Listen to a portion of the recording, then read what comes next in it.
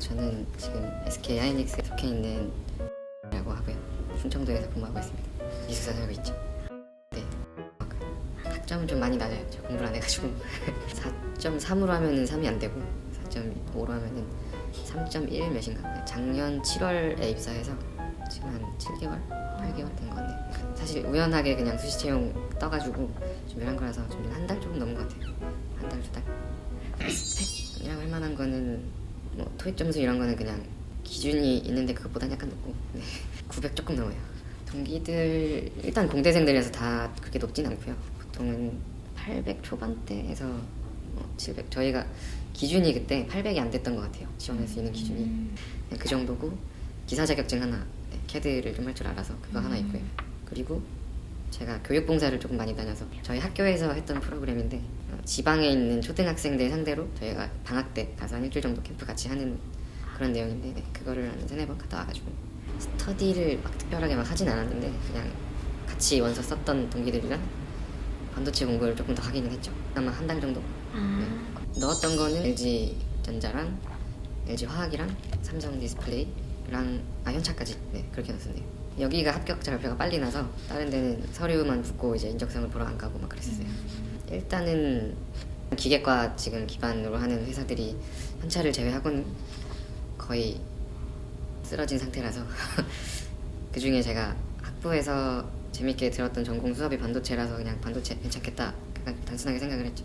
저는 직무를 선택을, 그러니까 저희 회사는 그 연구 직군 따로 뽑고 이제 생산 직군 따로 뽑고 그 외에 뭐 재무 회계 뭐 이쪽 아예 따로 뽑는데, 저는 그냥 생산 직군에서 뽑혀서 기계과니까 당연히 장비 엔지니어를 할 것이다 라고 생각을 했는데 갑자기 발령 난 걸 보니까 팀으로 나와가지고 제가 선택을 했다기보다는 선택을 당했죠.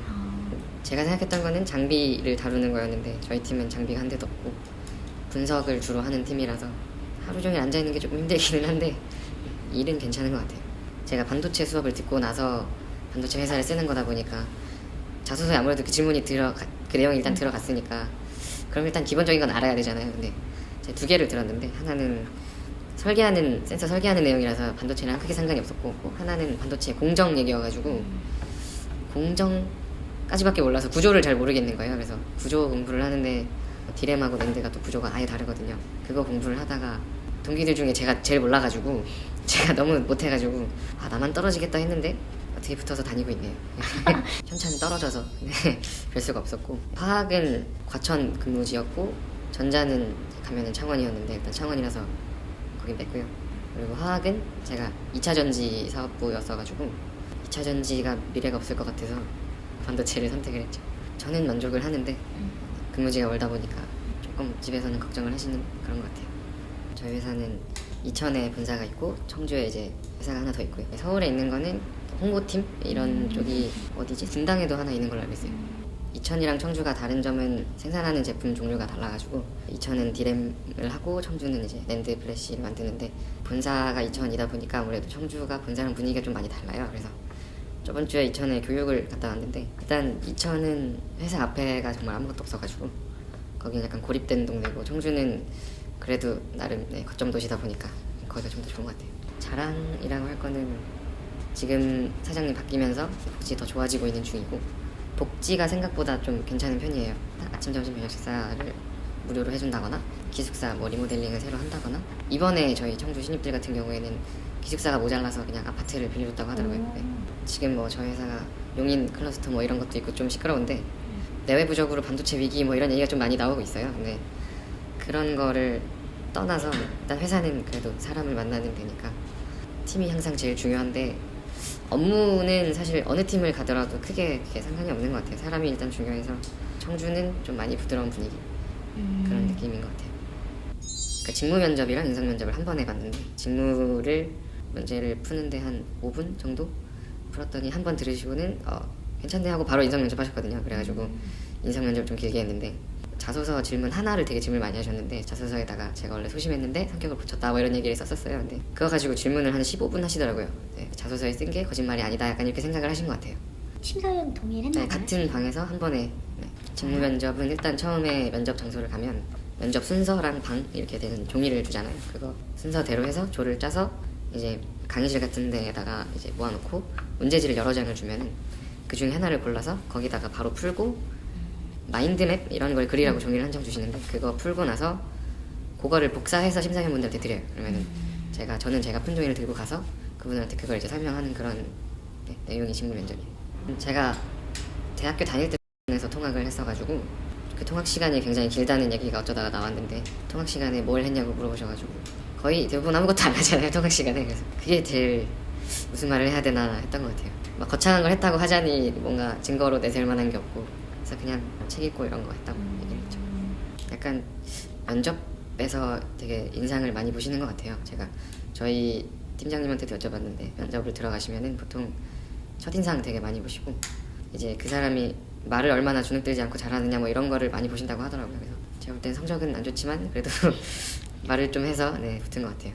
면접을 갔을 때도 사실 운이 좀 좋았죠. 면접 갔을 때 공정 문제가 나왔어가지고 그거를 풀어서 조금 점수가 좋았던 것 같아요. 준비한 거를 이제 짜깁기 해서 말할 수 있을 정도의 문제가 나와서 자소서는 일단은 친구들 걸 몽땅 받았죠.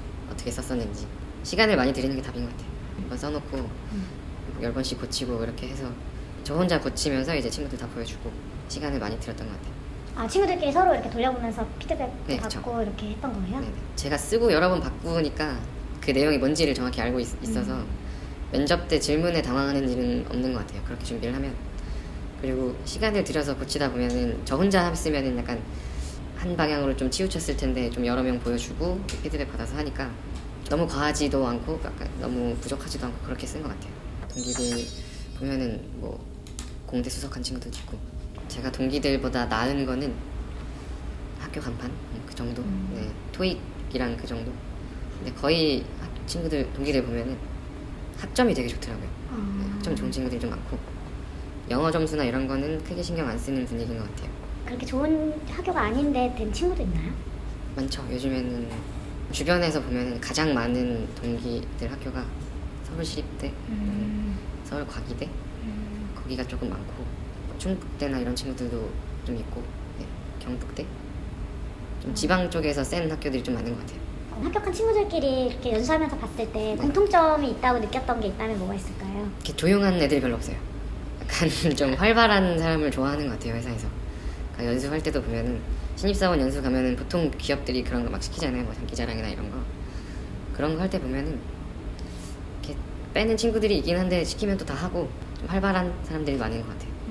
그때는 사실 한번 해보자 약간 이렇게 가벼운 마음으로 시작을 했던 거라서 스트레스는 반도체 공부할 때 조금 눈에 안 보이는 그런 거 제가 되게 싫어하거든요. 근데 반도체는 눈에 아예 안 보이는 거니까 소자, 회로 뭐 이쪽 공부하면서 조금 스트레스가 있었지 다른 거는 크게 없었던 것 같아요. 공부에 대한 스트레스였겠네요. 막 여기가 안 되면 어떡하지? 막 약간 이런 불안한 그런 스트레스보다는. 저는 성격이 조금 그런 편이 아니라서 그냥 떨어지면 뭐 다음에 하면 되지 약간 이런 성격이라서 그런 스트레스는 없었던 것 같아요. 팁은 사실 제가 준비를 길게 한 것도 아니고 뭐 여러 회사를 해본 것도 아니라서 저희 회사에 국한돼서 말씀을 드리자면 주눅들지 않는 걸 되게 중요하게 보는 것 같아요. 면접관 앞에서나 뭐 팀장님 앞에서나 이제 자기 할 말은 다 하는 친구들을 회사에서 바라는 것 같아서 면접 갔을 때 면접관이랑 눈 많이 마주치고 이제 뭐 목소리 좀 크게 얘기하고 그냥 그 정도가 합격할 때는 제일 중요한 것 같아요. 부담 안 갖고 하는 게 아무래도 네, 부담 갖고 하는 회사들은 다 떨어지더라고요. 경험담인가요? 네, 그렇죠. 여기는 꼭 해야 돼 하고 쓴 데는 떨어지고 이제 가볍게 조금 한 데는 붙었으니까.